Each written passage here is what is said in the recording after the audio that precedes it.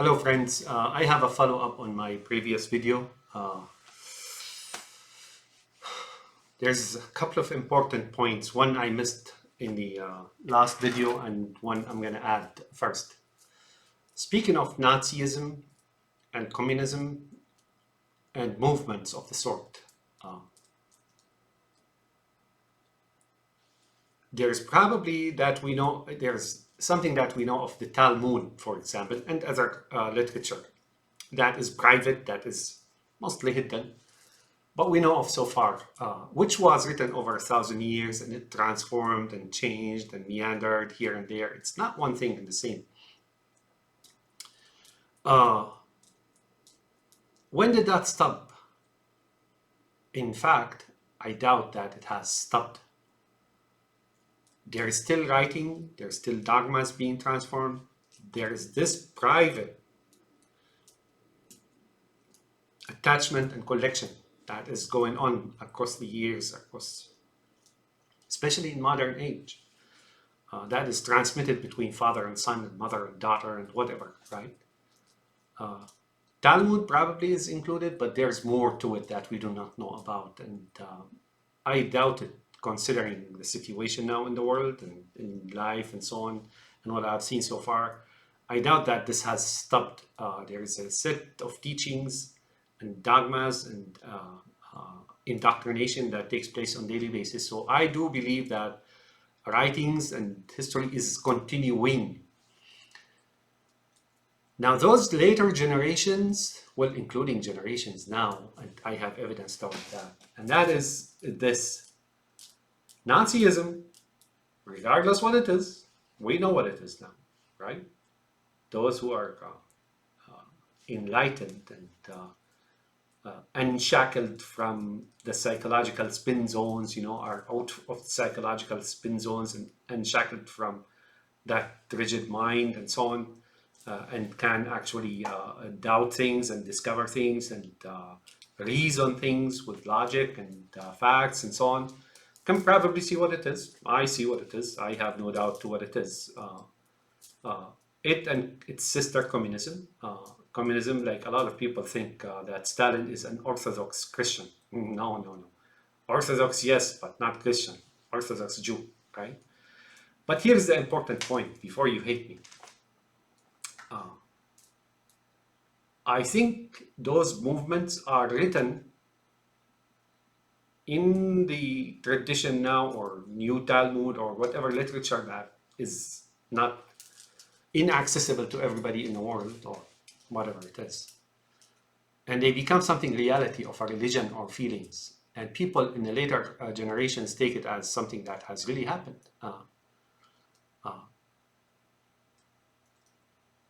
Do you guys see what I'm trying to say here?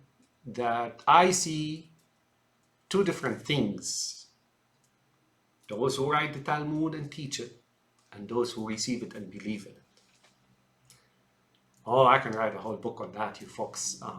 I've seen a lot of evidence to that. Remember, what's his name? Simon and Garfunkel? Hello, darkness, their old friend. They come to speak to you again. And young gods.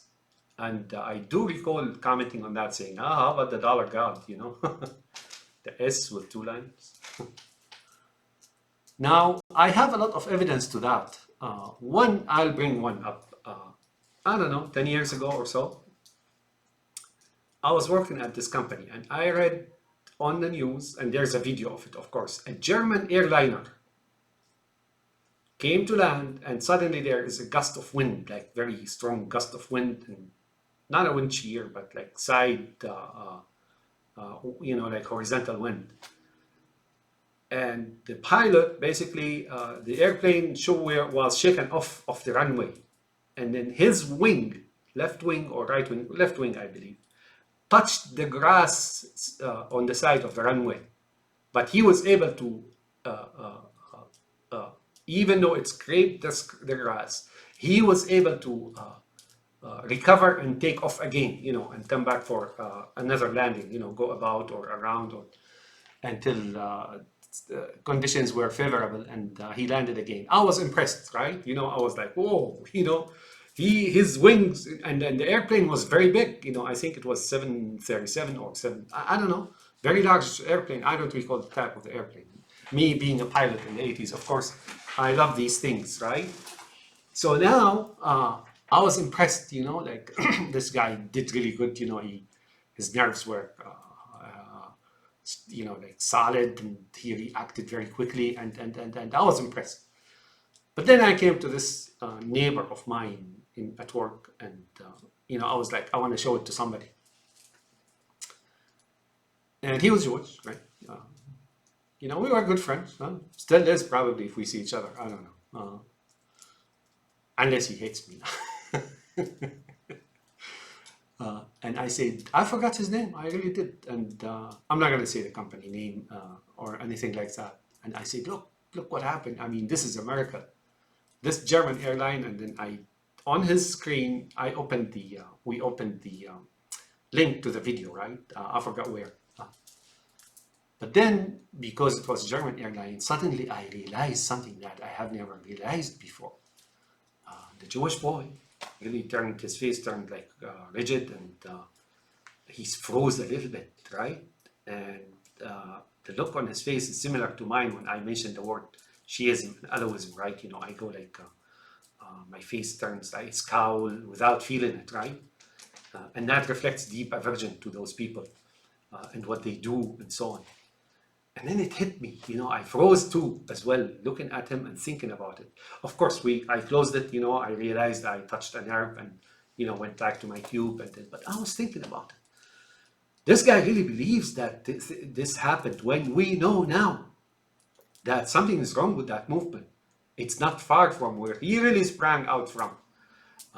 And to me, it was flabbergasting. But that's one small evidence, of course. There are much more evidence to say that, I don't want to, but what I'm saying is,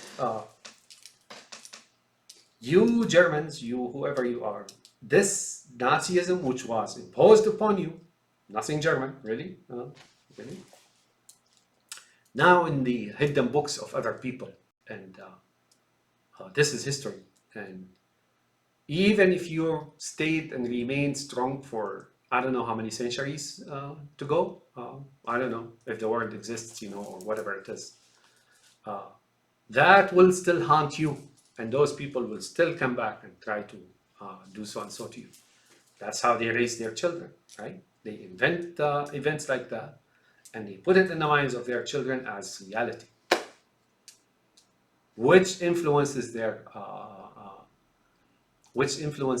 emotions and their psyche. And when it begins to be inherited, it becomes real. Nobody will worry about evidence anymore. It's in the holy books that they write, that they continue writing.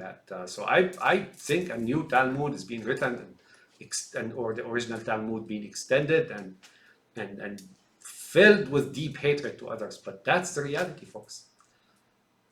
So don't sing Hello Darkness, your friends. I would say be careful of that, folks.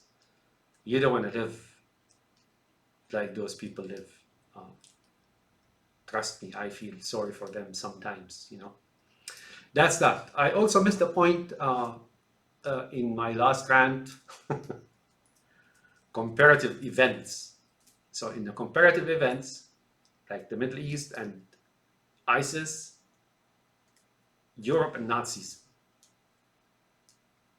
right? And ISIS is being used to kill and maim and murder people in Africa and in Asia and in the Middle East and here and there, and they're accused of terrorism that Sunni Muslims have nothing to do with, folks. I said something to the effect that the only ones who remain in Syria now are really the regime people, or the people who are loyal to the regime. And they're the minority, really, in Syria.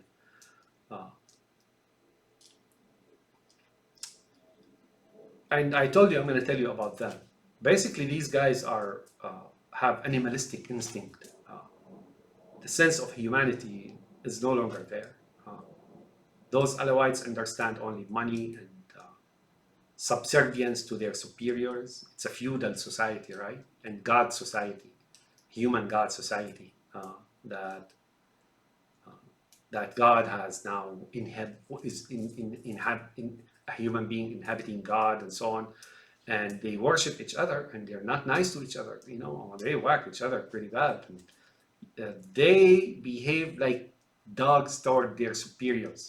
That's even before the current situation or the current events. But yet, at the same time, their sexuality is free. Similar to communism. Everybody owns everything. And possibly, I don't know, possibly like Netanyahu's under table too. Uh, but all you see is ferocious appetite, no respect for right and wrong, and the property of others, and that's how they survive. Those people that are left in Syria now under the regime rule, that's who they are, folks. They behave like animals. There's no principle, unprincipled. There are no ideals in their brains, and there's nothing holy except that guy downstairs, and they basically their dogma tells them to live heavens on earth because there's no such thing as heavens, and heavens to them means like do what thou will, right?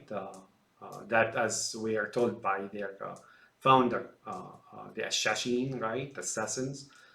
They do whatever they want, and there's no law, basically, and so on and so forth. And all that makes them live like animals, basic and simple. They're greedy, they hoarders, they don't trust each other, they hate the other. Uh, and it's that simple, folks. It's